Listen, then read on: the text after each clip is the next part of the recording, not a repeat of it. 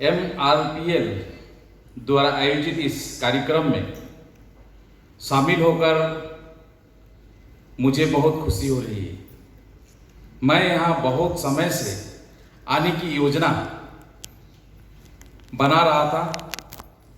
मुझे यहाँ आमंत्रित करने के लिए MRPL के अधिकारियों का मैं धन्यवाद करता हूँ।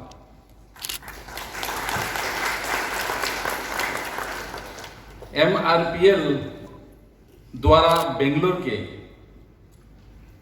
देवानगुंडी में लगभग 300 करोड़ रुपए की लागत से मार्केटिंग टर्मिनल का निर्माण किया जा रहा है।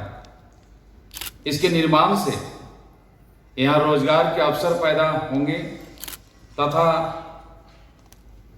बेंगलुरु एवं उनके आसपास के क्षेत्र की जनता को पेट्रोलियम उत्पादों की आपूर्ति आसानी हो सकेगी।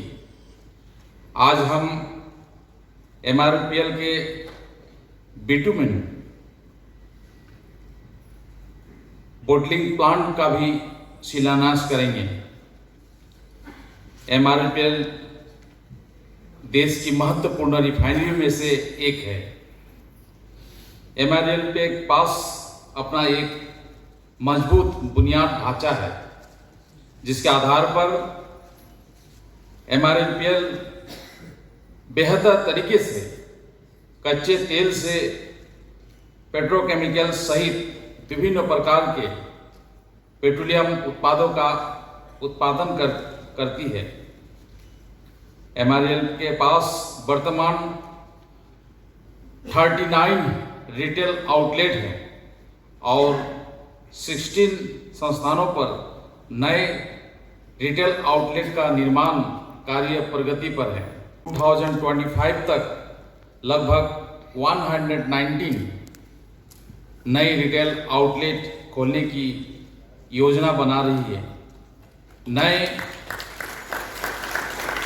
रिटेल आउटलेट खुलने से नए रोजगार के अवसर भी पैदा होंगे। इस वर्ष ऑयल सेक्टर PSU के दिव्यांगजन एथलेटिक्स की खेल प्रतियोगिता को प्रोत्साहित करने के लिए ONGC द्वारा पैरालंपिक खेल के चौथे संस्करण का आयोजन किया गया। MRPL की तरफ से इन खेलों में भाग लेने वाले एवं विजेता खिलाड़ियों को मैं बहुत बहुत बधाई देता हूं। हमारे आदरणीय प्रधानमंत्री श्री नरेंद्र मोदी जी के मार्गदर्शन में सारा देश आज विकास के नए शिखर छू रहा है। आज दुनिया के हर मंच पर भारत को विशेष पहचान है।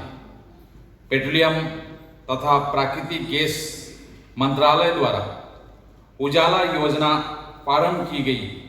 मुझे यह बताते हुए खुशी हो रही है कि लगभग 8 करोड़ परिवारों को LPG कनेक्शन प्रदान करने के अपने लक्ष्यों को समय से पहले प्राप्त करने के बाद 1 करोड़ अतिरिक्त कनेक्शन देने के लक्ष्य को भी प्रधानमंत्री उजाला योजना 2.0 में सफलतापूर्वक समय से पहले प्राप्त किया गया है। मैं आपको बताना चाहता हूं कि अभी तक उजाला योजना के तहत कर्नाटक में लगभग 37 लाख से ज़्यादा LPG कनेक्शन दिया जा चुके हैं। इसके साथ ही कर्नाटक में LPG कवरेज 100% से ज़्यादा हो गया है। हमारी यशस्वी प्रधानमंत्री श्री नरेंद्र मोदी जी के नेतृत्व में श्रम मंत्रालय द्वारा असंगठित क्षेत्र में काम कर रहे लगभग 38 करोड़ मजदूरों को सामाजिक सुरक्षा एवं अन्य लाभ देने के लिए ई-श्रम पोर्टल के माध्यम से नेशनल डाटाबेस तैयार किया जा रहा है। ई-श्रम पोर्टल पर पंजीकरण करने के लिए मजदूरों को कोई पैसा खर्च नहीं करना पड़ता है। साथ ही इस पोर्टल पर पंजीकरण करने पर 2 लाख रुपया का बीमा भी मिल रहा है। ई श्रम पटल पर देश भर में अभी तक पूरा करने में सरकार का सहयोग करें।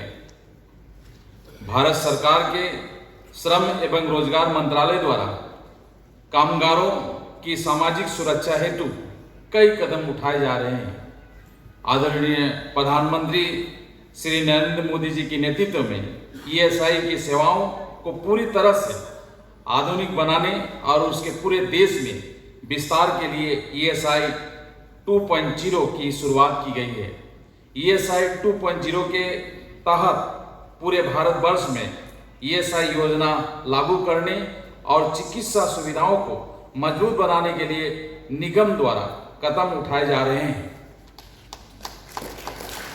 वर्तमान में ईएसआई सुविधाओं का विस्तार देश के 744 जिलों में से 598 जिलों में हो चुका है तथा कर्नाटक के सभी 31 जिलों में ईएसआई योजना लागू कर दी गई है। आज हमें मैंगलोर में ईएसआई अस्पताल का दौरा भी किया है। हमारी सरकार द्वारा संगठित क्षेत्र में सामाजिक सुरक्षा और नए रोजगार बढ़ाने के लिए आत्मनिर्भर भारत रोजगार योजना को ईपीएफओ के माध्यम से चलाए जा रहे हैं। इस योजना के माध्यम से कर्नाटक में लगभग 5 लाख लाभार्थियों को 620 करोड़ रुपए से ज्यादा का लाभ प्रदान किया गया है। ईपीएफओ द्वारा अपनी सेवाओं को ऑनलाइन किए जाने से अंशधारों और नियोक्ताओं दोनों के लिए आसानी हो गई है। अपने अंशधारों को उनके रिटायरमेंट के दिन पर ही पेंशन के लिए पीपीओ प्रदान करने के लिए ईपीएफओ के द्वारा प्रयास नाम से एक नई पहल की गई है। प्रयास पहल के तहत कर्नाटक में लगभग 2700 पीपीओ अंशधारों को प्रदान किए गए हैं। मैं आप सभी को भरोसा दिलाता हूं कि माननीय प्रधानमंत्री श्री नरेंद्र मोदी जी के कुशल नेतृत्व में हमारा मंत्रालय कामगारों के कल्याण हेतु हर संभव प्रयास करेगा। और आप लोगों के बीच मैंने पढ़ दिए हैं, जैसे हमारी इस सेठी जी हमारे श्रम विभाग से हैं। उन्होंने कहा कि जो हम अभी ई श्रम कार्ड दिए हैं कुछ लोगों को, और जब मंच में आया तो मैं कार्ड देते समय उन लोगों ने कहा कि आप इस कार्ड को बनाए हैं, लेकिन आपका जो साथी है, आपका घर के पास कोई है, उसको भी कहना चाहिए ई श्रम कार्ड बनाना चाहिए।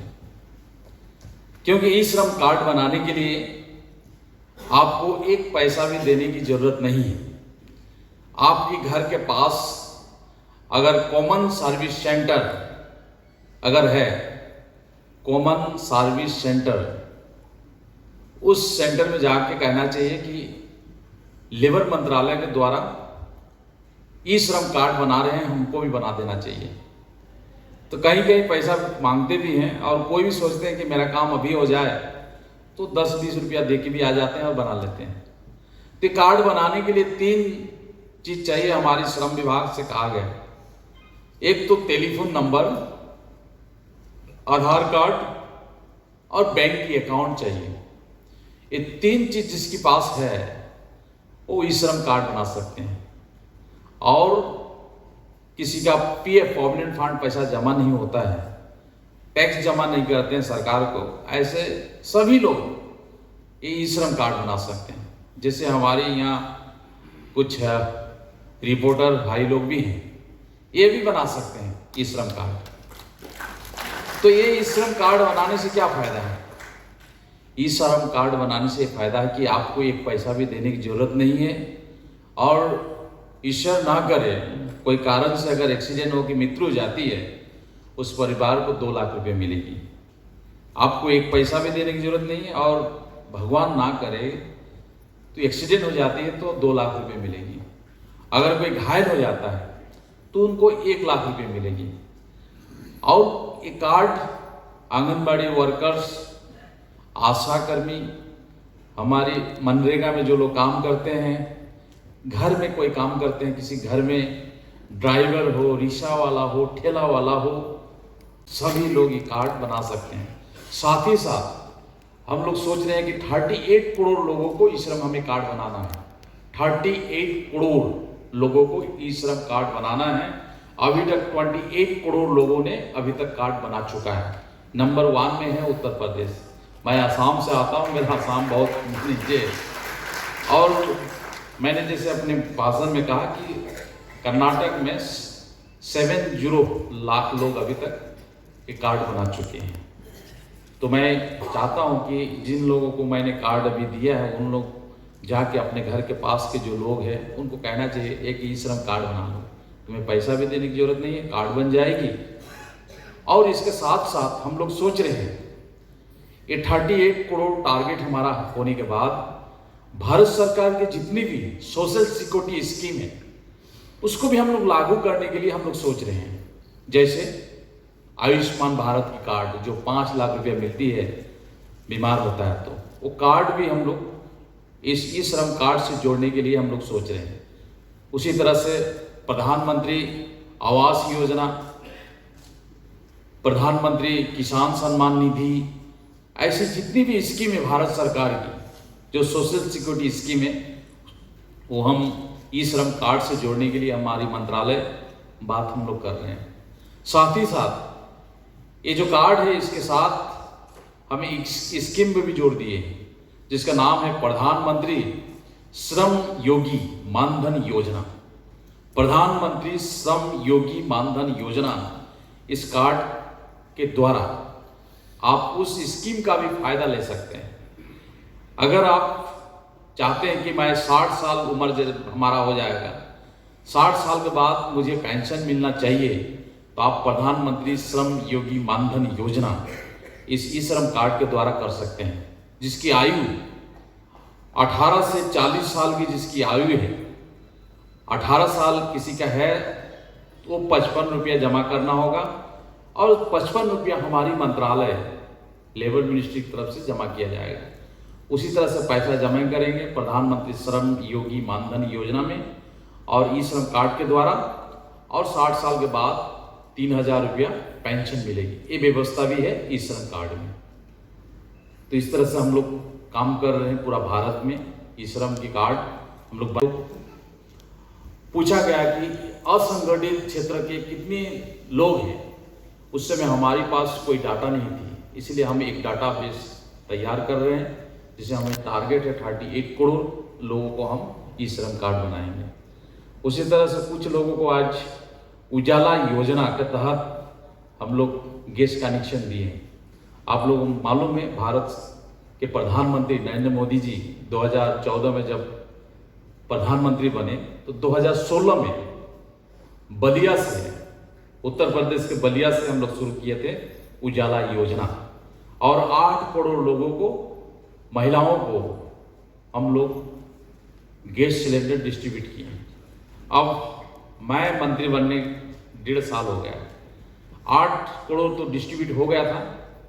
जब हरदीप सिंह पुरी जी और मैं मंत्री बनने के बाद हम लोग सोचे कि हम लोग भी कुछ और देना चाहिए, जो महिलाएं छूट गए हैं, जो BPL के महिलाएं हैं, तो अभी फिर हम लोग 1 करोड़ रुपया, मतलब पहले 8 करोड़ अभी 1 करोड़, 9 करोड़ लोगों को हम लोग उजाला योजना के तहत हम लोग गैस सिलेंडर डिस्ट्रीब्यूट किए। अभी भी यहाँ 100% कवरेज हो गया। अगर कोई माँ बहनें अगर छूट गए हैं तो आप लोग अप्लाई कीजिएगा पास की जो एजेंसी हैं, और ज़रूर वो एजेंसी आप लोगों को LPG कनेक्शन देंगे। तो इसी तरह से हम लोग काम कर रहे हैं। और हमारी मंत्रालय पेट्रोलियम नेचुरल गैस, हम लोग अब बहुत सी महिलाएं प्रधानमंत्री को चिट्ठी लिखे थे कि आप जो गैस सिलेंडर दे रहे हैं ये लोहे के हैं और ये बहुत वेट है और उठाना बहुत मुश्किल होता है, इसलिए हमारी मंत्रालय अब इंडियन ऑयल ने रिसर्च करके निकाले हैं कि अब फाइबर का घर तक पहुंचेगा सिलेंडर, जो हमारी महिला भी उठा सकते हैं। इस तरह से हम लोग काम कर रहे हैं और आशा रखते हैं कि सभी को मिले। उजाला योजना के तहत गैस सिलेंडर सभी के पास आधार कार्ड रहे, सभी के पास ई श्रम कार्ड रहे। अभी कुछ देर पहले हम प्रोविडेंट फंड के ऑफिस में गए थे,